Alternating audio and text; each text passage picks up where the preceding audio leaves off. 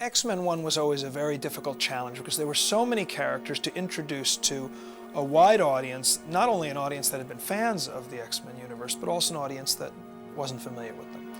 And you needed all kinds of exposition, and there was a lot of limitations in the production. And I felt very much like I was making kind of half a movie, like I was making a trailer for a larger movie. And the opportunity to make X-Men 2, or X2, as it were, is an opportunity to make a real X-Men movie. And that's what I was excited about.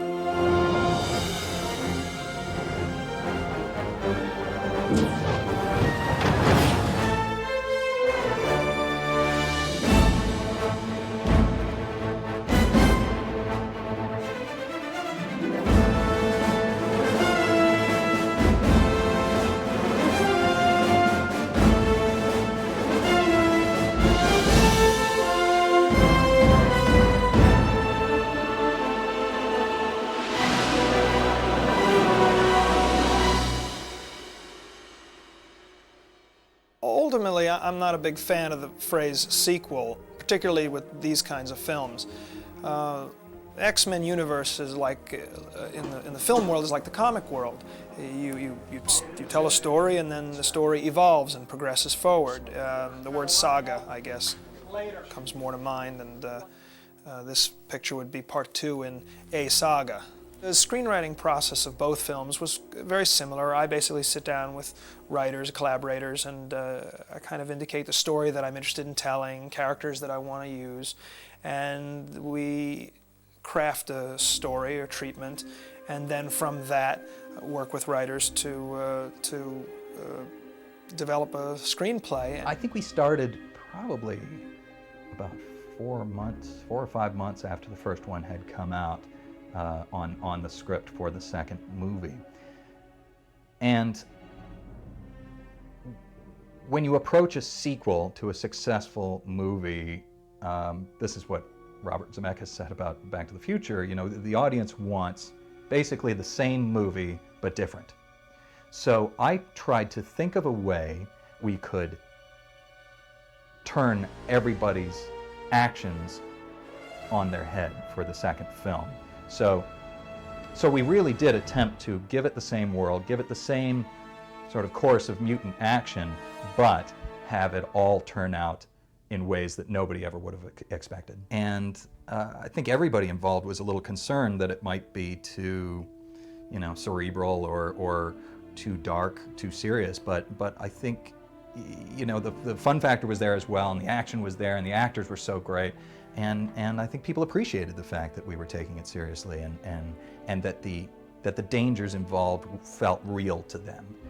The way that X-Men 2 came about for us was kind of one of those experiences in Hollywood where things fell into place and everything happened at the right place at the right time, and it was all a lot of luck, a lot of really good luck, and being there and being equipped and able to do kind of the job. We sold our first pitch together, which was to Phoenix Pictures for a horror film. And, you know, we wrote that, and just as we were kind of finishing that off, Brian came to us, and he was a friend of ours, and said, you know, listen, I need somebody to come in and work on X-Men 2. Would you guys be interested? And of course, the answer was an immediate yes. Being fans of the first film, you know, and fans of the X-Men in general, it was just an amazing opportunity. We were honored just to be asked. I've had the blessing of some wonderfully talented and amazing writers who've wrote out the whole production with me and that I can constantly troubleshoot with, and all very dedicated to the process and to X-Men. And all, if they weren't fans going in, they're big fans coming out, just like me. With Dan and I working together with Brian, it was much more working day and night together for months.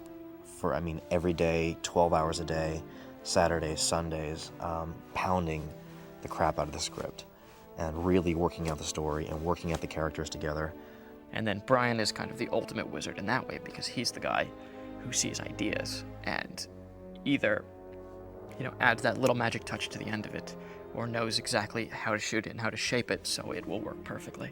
X-Men 2 is a lot easier because now we've established the world and the characters. Of course, we have some information in there for people who haven't seen X-Men 1. We never take that for granted. But it was a lot easier to just take our characters that we've already established and create a story that they can follow. The greatest challenge is each of our characters has unique powers. And so we want to explore each of those. And it's not like we develop one sort of effect and then repeat it a lot of times through the movie. Every power is different, and every page there's a new version of it, a new twist on it. And we want more action, we want more effects, we want to go deeper in the story. That's raising the bar for us. I actually enjoyed going into this process because I could actually have fun with these characters, and I knew I had a little more time, a little more money, and a lot more understanding of the characters and the universe.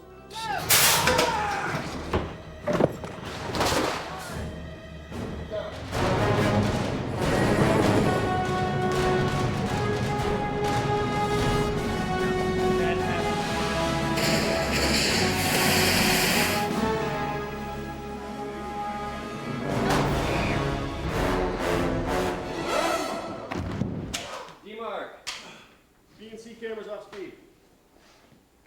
You set? Set. Gary. 3, 2, 1, action!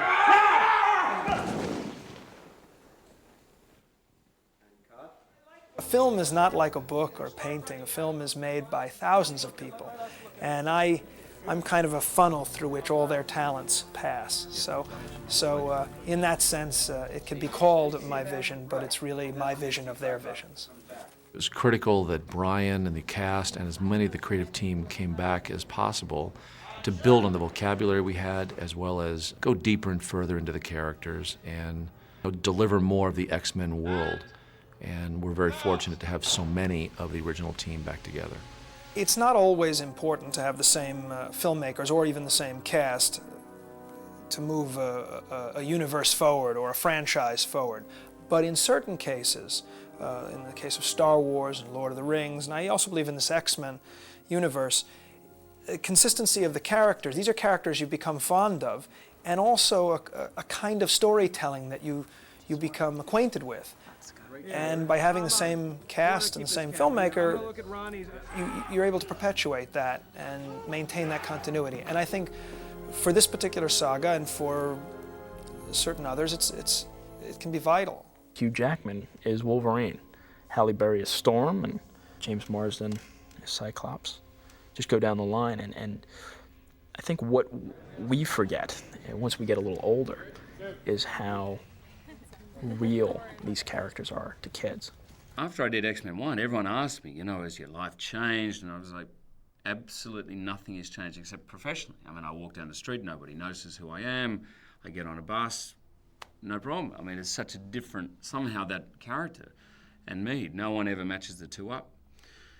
But now I've got this back on, I walk around the streets here in Vancouver, and a lot, I've noticed, Wolverine. Guess what, my prescription? Your prescription? I'm signing off on Prozac here. There you go. Hang on, I better put Doctor. There you go. Hey, cool, this is unique. Good luck. Good on you, pal. Good to see you, bud. Hey. Nice to meet you. Nice to meet you. Do you want me to sign your yearbook? Sure. Okay. Where you want that? Oh, who's that? Great going to school with you. You didn't autograph my hand. In the past. I got my yearbook right there. You never know, right? Yeah. Someone will believe you. One day you'll go on a date with your girl and go, look who I went to school with. Thanks, man. When I told my high school buddies that I was going to be Cyclops, they flipped out because they were all comic book freaks, and I'd never read the comics. So, you have this huge demographic of readers, people who read it when they were 13 years old in 1963, and you still have 13-year-olds reading the new comics now. So it's just it was a lot bigger fan base than I ever expected, and devoted. When you take material that already exists and is much loved, I think that what's required is that there is an absolute seriousness about the quality of the original material, that you don't approach it ironically or with tongue-in-cheek. There's a certain reason that it's around for 40 years and is the #1 comic book, and was the #1 animated series. And it's just not getting in the way of its greatness. And it's, you know, not trying to reinvent the wheel. You know, if it's not broken, don't try and fix it. When I read the script of X-Men 2, I was very nervous because it's an unusual position to be in where you have to do the movie that you're about to read. Contractually, I was committed to it, and of course, I wanted to do it. And at the moment I read it, I thought, this is a better script than X-Men 1. It just felt more complete, and I think because the groundwork had been laid, and you can't underestimate how much character development and sort of place in the world had been done in X-Men 1, so that the fruit of which is X-Men 2. There's, of course, a huge confidence following up the success of the first film and realizing in the shooting of this that it is, if you like the first film, you're going to like the second even more, because there's more of everything. The second time around, this movie is so much easier to be part of, because now, of course, we know we have the movie, the first one, you know, was a huge hit, and so we have that sort of, you know, knowing that that's there, it's such a great feeling, like, okay, so we successfully did it the first time around, you know, we're gonna attempt it again the second time around, but we all know our characters, we know that Brian is a really good director and very competent and, you know, a genius as far as I'm concerned when you see him directing and stuff like that, and we have a great group of people in terms of the same DP, Tom Siegel, and a lot of the same, of course, all the same actors plus some new ones, and it just, I think everybody feels a lot more comfortable this time around. And it was definitely when we all saw each other again, it was like, oh God, it's so fun to be back and like to see everybody again. And I'd hoped that the people who saw the first one would be happy that, you know, the original cast is back, and that, you know, I guess if they're gonna go see the sequel, they obviously, you know, liked what they saw in the first one. From my perspective, it's incredibly important because we established so much background on the characters and who they were and what the universe was like and how we were going to create a whole world that doesn't really exist because it's science fiction, but, you know, how to bridge the gap between staying true to the comic book and not have it be farcical. Every character has a reason that they're fighting their fight, and I think there are audience members out there that connect with every different character for different reasons, and it's got a conscience, and it's got a brain, and it's smart. So. And it's curious, without having looked for this, I find myself still, after 45 years, working with an ensemble group. And in this case, of course, with people like Ian McKellen and Brian Cox, actors I've known all of my career. Brian I'm working with for the first time. Ian I worked with once before, even though we shared many years in the RSC, before we did the first X-Men movie. And so there is a sort of traditional history there as well, which is very attractive to me. I'm not going to grumble that I happen to find myself in two hugely popular films worldwide. It's rather intriguing for me to have ridden on the back of other people's work, the creators of X-Men and the creators of Lord of the Rings.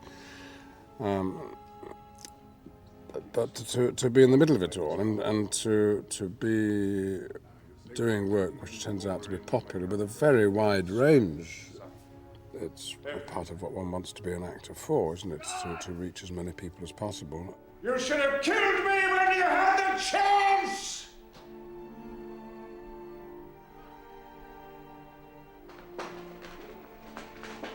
Cut. Of course, we've been talking about, first of all, the possibility of a second film, and then the reality of it constantly, and what kind of form it should take, and particularly for me, what opportunities there might be, you know, to try to find a more active role for Xavier. It's difficult because basically he's a brain on wheels, and it's hard to keep him as involved. But of course, obviously, as an enthusiastic actor, I want it to be in the heart of the story as much as possible. So we've been able to talk about that. This cast in particular really adhered to what Brian wanted. because the scripts are complex, didn't want to mess with it too much, but whenever they brought something to it, it was gold. It was right in the heart of what we were trying to do. It just creepishly feels like one of those scenes that John is going to come to me and say, if you'd just gotten this one little, but probably not. Well, you'll have 24 hours to do that. Get him down here at lunch to look at what was shot. No, I'm fine. No, I just want to, play it out. It's just you got relationships between you guys back and forth, and I want to make sure it's right. But I think we're good. Okay, so we'll rehearse the out. The out point. Yeah. Yes, which requires the knowledge that we're going to come in from a wide shot of the reassembling of Cerebro. Right. It's a work in progress. As you work on this film, there's, different scenes being written and an ending that's going to change maybe this way or that way. There's always, you never feel it's somewhat in flux, but it's in a very exciting way because you know that everything is being improved upon the entire time you're working. Nice. Bad guy, good guy line. Yeah. Has the potential to come off real cheesy. So if you could just stop, and also you're still got to. I know there's rehearsal, but I just want to make sure you're still internal on the on the stuff that you're dealing with. Stuff. And you're almost throwing the good guy, bad guy stuff. Throw it away. Yeah. For you. And you got to look to him like he's dealing with his thing. I love him. Do you? Girls flirt with a dangerous guy, Logan. You don't take him home. You married a good guy. I could be the good guy. Logan, the good guy sticks around. X2 is a much more romantic movie. I mean, in the X-Men 1, people were, passing numbers. Now they're actually going on dates. This is how I look at it. The fun part in the first one for the character was that she sort of had this love triangle situation that she was involved in, and in the second one, we're taking that a step further. We're kind of taking it to a different level. I'm actually the woman in this in the relationship who wants to, get married now and commit now and just be together forever. And he's not a rogue, and I think that it makes for an interesting contrast between Logan's obviously fly by the seat of his pants, unpredictable personality. It's a little deeper because you can get into the relationships and the personal sort of torments a little deeper. One of the most important storylines in the X-Men saga of these films has been the story of Wolverine. His origins, his lack of memory.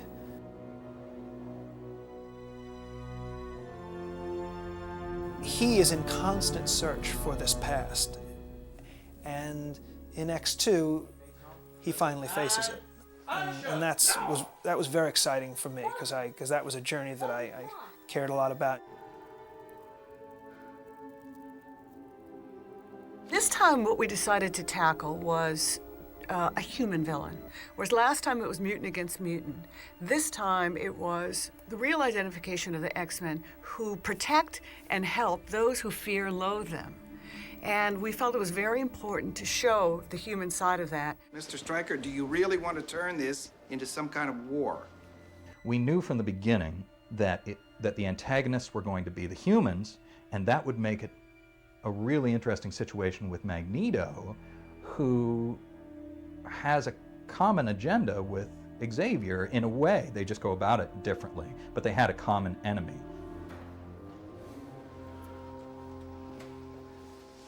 I was piloting Black Ops missions in the jungles of North Vietnam where you were sucking on your mama's tit at Woodstock, Kelly. Don't lecture me about war. This already is a war.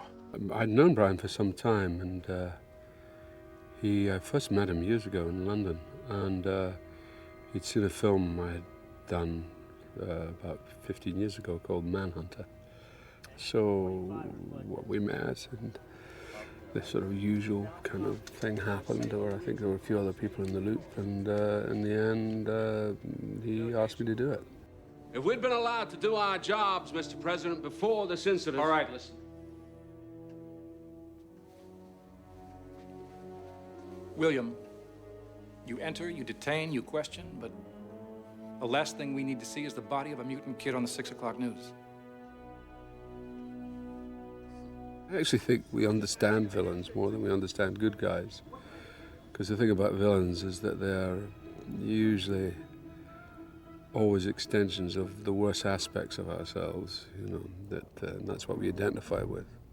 It's very important to tie in the family of Xavier's family and Stryker's family and how mutants changed them both, and how Stryker had to get Xavier to help his family out and how it couldn't be done, and how the plot of the film now is a revenge against Charles Xavier for not being able to stop the inevitable. William, you wanted me to cure your son, but mutation is not a disease. You're lying! You were more frightened of him than I was. The rule one is you don't play them villainously, you know. You play them from their own point of view. And that's what's really interesting, because if you play them from their own point of view, you begin to see, you know, you prevent their villainy in a kind of, not acceptable way, that's not the right word, but in a way that's empathetic, that you go, oh, I see, it's because of this or that. You see, he resented us. He blamed us for his condition. So he would toy with our minds, projecting visions and scenarios into our brains. Well, my wife, in the end, she took a power drill to her left temple in an attempt to bore the images out.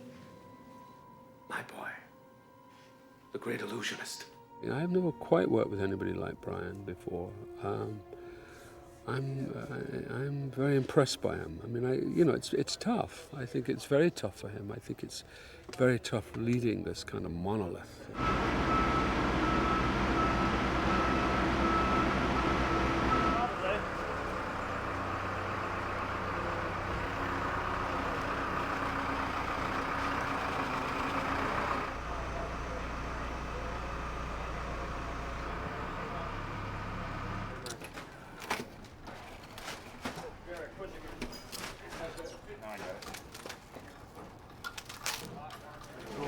Ice wall installation day.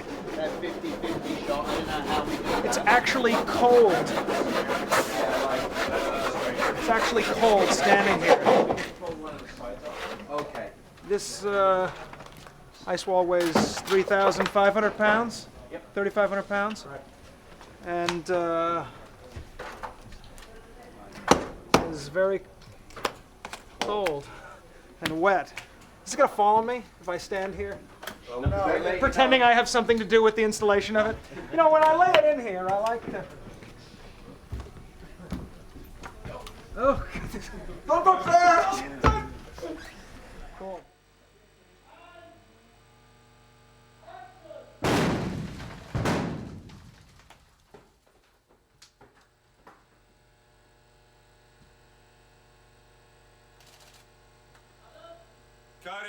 You can't simply just repeat what you did in the first film. You now have to take what was in the first film and make it 10 times bigger.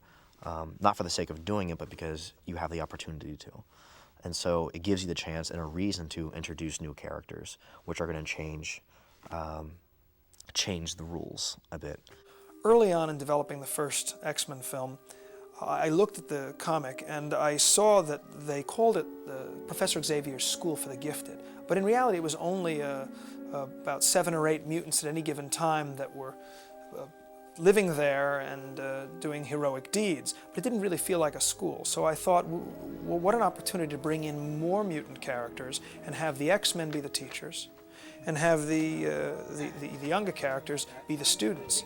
And by doing that, I knew that in the second film I was able to pull some characters that I was fond of out of that younger group into the main flow of the picture. So now all of a sudden there's this kind of, we've gone from the Paper Moon relationship in X-Men 1 to this gruff loner who's stuck with these younger characters. Honey, aren't you supposed to be at school? Bobby, who is this guy? This is Professor Logan. I think I was definitely excited when I found out there's going to be an X-Men 2. But I found out that there's going to be a second movie before I knew for sure whether I was going to be in it. So I was kind of holding my breath, waiting to hear what was going to happen with that. But I was definitely excited. Usually you finish a film and you're like, wow, I want, like that's it, it's done. And this is one of the few cases where you actually get to continue with it. And it's really kind of great, I was only around for kind of a couple weeks last time, so now I kind of feel like I'm more in the fold this time. So I'm just kind of a little more relaxed, and it's really kind of a new experience for me working on such a kind of large picture with a big budget and really, kind of famous actors. Who's this? Oh, this is Bobby. I'm her He's boyfriend. Call me Iceman.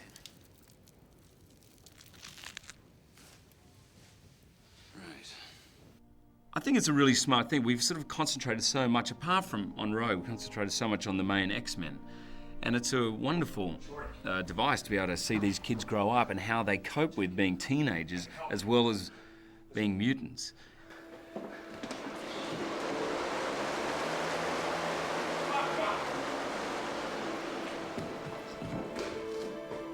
Suddenly you're not so tough.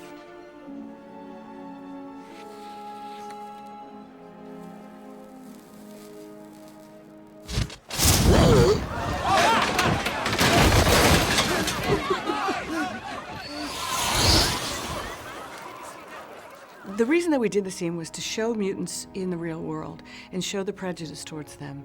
I think that kids who go through puberty, everybody feels like an outcast. You don't know what you're doing, your body's changing, your hormones are raging, and I think that's what makes them identify with the X-Men. And that's another reason we brought in the younger generation. And they sort of relate to characters who are going through the same things they feel themselves going through, only instead of being, helpless kids, they're men with knives coming out of their hands who can handle themselves. So I think people probably get into that.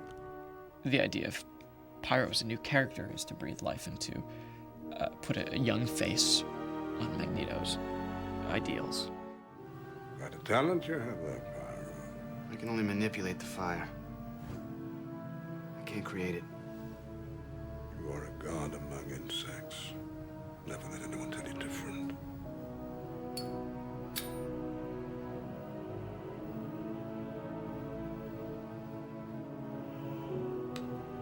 The role itself, I was interested in because it's somewhat different than my last big role. It's sort of a like a reverse negative of the last character I played. So I was happy to get a chance to stretch a little bit.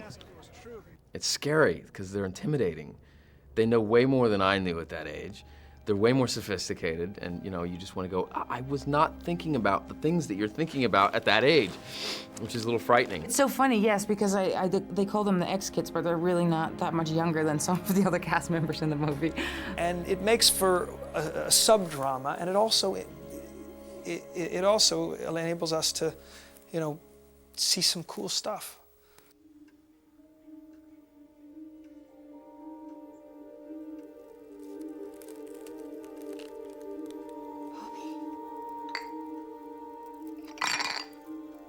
I can do a lot more than that. I think that the kids are kind of important anyways, only because they're kind of fresh hope. I think some of the older mutants might be jaded, some of the older humans are jaded, so these young kids are new and kind of fresh ideas and fresh faces towards tolerance. Bobby, have you tried not being a mutant? If you're any minority, suppressed minority, homosexual, religious, Muslim, whatever it is, that is the most absurd question that people do ask. Can you try not to be who you are? And so we felt it was very important to show that absurd side. To me, that's what it's about, this whole kind of idea of discriminating for no reason and this whole misunderstanding between groups of people, and I think it can be translated into what we see every day. The point of the movie is they're all humans, and really the people that pay the price are the people that are inflexible, that say, no, only I'm a human and you're not. And that's really the core of racism. That's what makes it abhorrent and and ultimately evil. You know, you can't judge people on the basis of their skin, their mental abilities, or their claws. You know, you just can't. We're all human. In my opinion, I think it has gotten better. You ask other people, they'll tell you that it hasn't. But I think it's a very human thing. I mean, human beings are very clannish. You know, they like to stick to their own. You look out for yourself, then you look out for your family, then you look out for your community. You know, people are just very into. I mean, I think it's sort of an instinct to look out for your own kind. And when another group comes along that's of a different, you know, that looks different or is of a different ilk than you, people feel very threatened, and they start to fight. All right, the rest of you, on the ground, now. Look, kid, I said on the ground. The themes of X-Men have always been about acceptance and finding your place in the world, and this film, X-Men 2, is no exception to that. It addresses that head on. You know all those dangerous mutants you hear about on the news? I'm the worst one.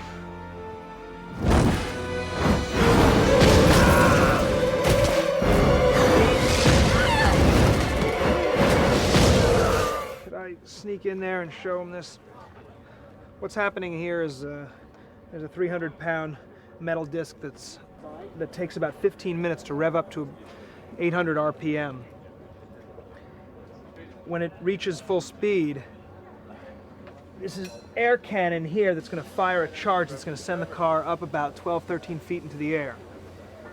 And so far, you've done one test with it suspended. Yeah, at 650 RPMs. And then you did another test just to test the launch, cannon. the cannon. Yeah. And the cannon is compressed air or nitrogen? It's yeah, compressed air and nitrogen. Yeah. So the cylinder inside a cylinder, and then we release all the energy to the cylinder by basically opening up a valve on top of it, and it releases all this energy transfer up into pulling the car away from it. At about 4 feet as it's rising, explosive bolts are going to jam into the disc, stop it dead, which will then transfer the centrifugal energy from the disc into the body of the car, and the car should spin around in midair. At least that's the idea. Here is the count. We will roll the cameras and we will go, and 1, the flame goes out, 2, 3, that's a little bit of time for the flame to get underneath, which Brian wants, 3, 4, 5. Wait, 4, what just happened? The guys are just going on the ratchet. Both of them at the same time? These two, yes. Okay. These two. 4, 5, the car goes. Okay. Right, Aaron's in this position. And 6, well, when I count it, you'll see how quickly it is. I'm just trying to explain the counts and then we'll do it for. And 6, 7, 8, 9. So 6, 7, 8, what happened? Nothing. Flame. Move from him to there. And 6 is Aaron's throw. And 6, same 7, time, we need a time to get the flame. But when I do the 9. full count, this is No, right. Not, and so 6, 7, 8. The 9, flame is moving there. The guys go. 9, those guys go. 10. And the countdown is actually the flame, right? So it's like 1, and it's like 2, 3, 4. So I can time it so that I'm on him for 1. Okay. And then as it comes, Great. you can Okay. sort of follow the Okay. count. Maybe we'll go Okay. As long as you just are not going to lose. Well, I am going to have a the steady cam in the shot, though, so that would, Yeah, well, you know. wouldn't be the first time. Yeah, I mean, I'd rather. It's almost just, Sure, you know, see it what just happens. boom, the stuff comes out, and then you're just getting a little Right. up to the police car. We need that kind of coverage, though. We have the IMO, we have that, we have this one up there. There's one up in this window. Camera up top there. And we're gonna use the Vista Cam to get the clean play. 2 IMOs. And then this. We've got the one across the street. So I gotta pick, I'm gonna either take that camera or the one upstairs and put it on a track and run it sideways so that there's some sideways motion. So we can follow the flames out and keep moving as the cars like that. We know exactly where they're gonna land? We've got little side bets going on here. Ready, and 1, 2, 3, 4.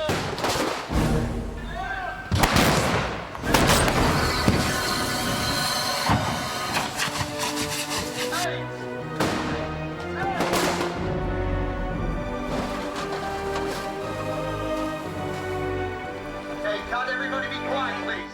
We were watching from the side as they shot. The explosions go off, and these guys are engulfed in flames. and you're just waiting for them to go, and then they fly out about a second later, and I always imagine what it'd be like for that stunt guy to go, please drag me out, please drag me out, you know. But it is one of the best stunts I've ever seen.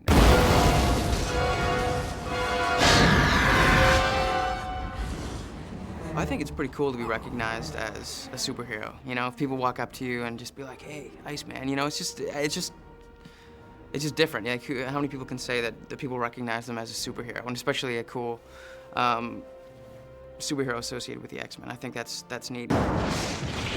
The X-Kids, I think, will probably continue the legacy if they choose to make other movies.